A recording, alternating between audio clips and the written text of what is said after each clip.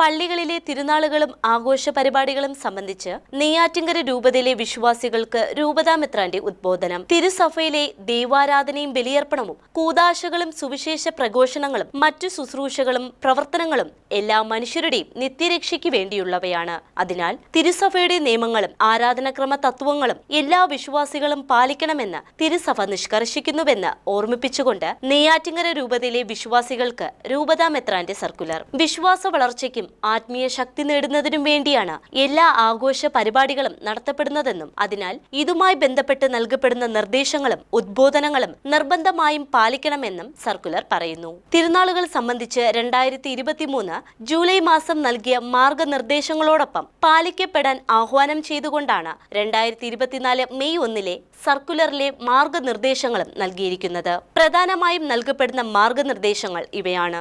1. ഞായറാഴ്ചകളിലെയും ഇടവക